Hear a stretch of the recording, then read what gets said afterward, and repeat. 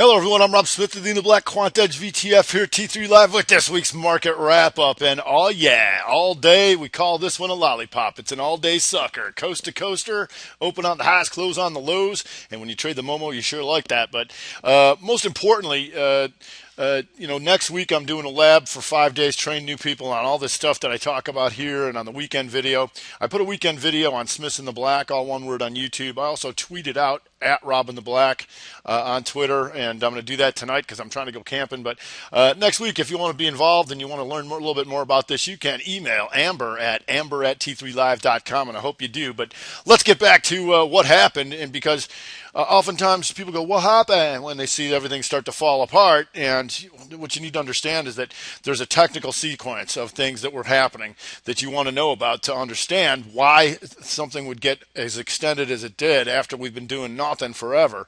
And so basically what happened was yesterday, because these ranges have been so tight in the SPY, you can see this chop, chop, chop, chop, chop, chop, chop, do nothing, right? But then what that does is that causes a lot of equilibriums inside days, inside months, and those levels all get really tight. And so when you see what happened today, it's a simultaneous break. It was very caused by the opening gap. So the opening gap here, you can see the SPY comes in, right, on the gap down. But if you look at more internals, you're going to see stuff like this. Right out the chute, small cappers, inside day off the high. So that's an equilibrium break to the downside on the gap, gap and go, equilibrium inside day down. If they're blaming this on rate hike, but the XLF and certain financials had a good morning, but the XLF tried to come back but couldn't. And when it retook the opening, this is what you've heard me call reversal strategy, inside bar countered by opening and closing back into the range failure. So at this point, the financials take out the stops here, here, here, and here. Gap and go puker there. So you've got the small cappers down the XLF, taking the RevStrat and XLE, a kicking pattern variation, which means when you have a bright green day like this, that's about ATR or more, that gaps down and then takes the other side. You see this move here, hammer, hammer, hammer, hammer, and up. Mighty tough to stay short in here, carried out all the shorts. So at this point, if it's a crowded trade, everybody who wants to be long is now long and is scrambling because the market is a tanking. So what that caused, it was a simultaneous break for the inside days. And what I mean by that is that if you go to the inside days from yesterday, here, the inside day and down list, here I got to search for inside and down, and you can just see how massive this was. GE, CY, Netflix, the airlines, blah, blah, blah. It just goes on and on and on.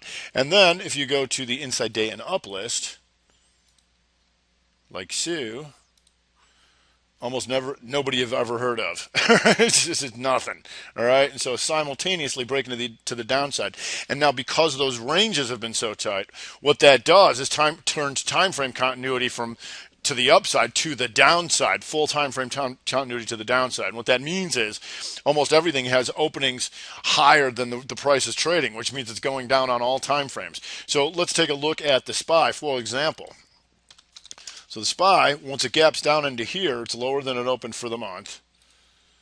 It's lower than it opened for the week. And so anytime it's below the opening of the day, you look at the 60. It held full time frame continuity to the downside all day long, almost never green. So there was no reason to cover, no reason to buy, no higher highs, and full time frame continuity to the downside. So if there was a few chances, and I say everything happens sequentially, and that's why when you say, Rob, how come you got 50 billion screens? I'm like, because I want to see how this is walking down exactly. So if we go to QQQ, QQQ is just a slight bit different. QQQ opened and tried to rally back here initially. We go sideways like this, and so in the first 60 minutes, what you're going to see here, you're going to see this momentum shooting star. All right. And so what that means is it attempted to go up, fails. Guess where the stops are? Right here. That also takes the daily opening and kicked it in to full time frame continuity to the downside. You might remember the Brexit Momo shooter in the daily SPY. Got to go back a little bit further. Brexit Momo shooter right here. It's a shooting star in a strong trend. Puke, gapped, and puked to the lows off of that. So that's what we're looking at in there. And so if we break it down further and you go to IBB, what did we see in IBB? IBB was the bastion of hope in there because IBB, when the Qs and everything broke, went down, but it stayed inside on the 60. So that's still too strong to break that, too weak to break that equilibrium. So if they're going to go back up, this could hold and take that up for the gap fill. That's not what happened. It reconfirms the simultaneous break by going 60 down. It reconfirmed it again by going 60 down, and the rest is bloody pukey history. So understanding how all this works, and you just look for some inside bars, and just all day long. But if you go to SPY, inside 30, right here. Boom. So you had your 60 signal in the Qs, you had your 30 signal in the SPY, and almost everything just continuing to reconfirm. Now, it can be a little hard when this trend is strong like this, and so when trends are really strong, the problem is if you start shorting into the lows, they start to pop up on you a bit, right? And so if you take it down a little bit, or a lot, here, you'll see series where they pop and make slight higher highs. If we go to the 1 minute chart, here towards the end of the day, what you're going to see here in the tight broadening formation, you can see down in here, higher high, lower low, higher high, lower low, higher high, stop them out, ready, triangle them back down. It starts over again in here, lower low, lower low, higher high, falls down, and now triangles become resistance. And so if you take a look at what happened here, if you wanted to nail her on the bell,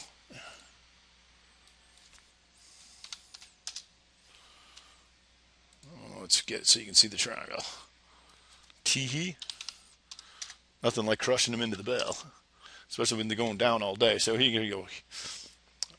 Lower low, higher low, higher high, down, breaks through it, and you'll see this lower low, lower low, higher high, inside one, right there. Equilibrium was met right here, and that was all she wrote. Continuation, broadening formation, and see you later. Closes a 1 minute Momo shooter, and they hit them after hours.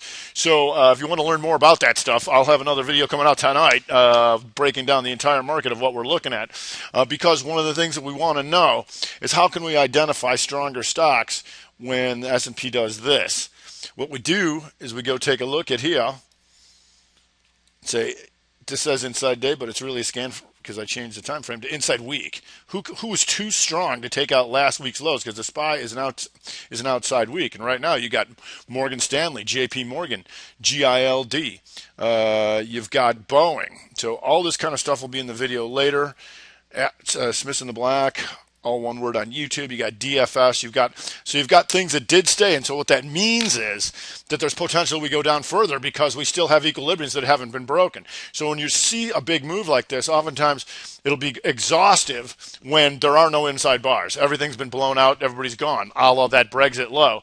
So at this point, we're not seeing that just yet. It doesn't mean they're going to go down. It means that there's the potential of that, and I'll get that in tonight's video. But I hope everybody remembers full time frame continuity, actionable signals. Buy things that are going up, sell things that are going down. Mind that time frame continuity. You'll be glad you did. Hope you didn't get run over by not knowing this, but now you do. All right, everybody have a great weekend, and I'll either see you on the internet or I'll see you bright and early on the Monday morning.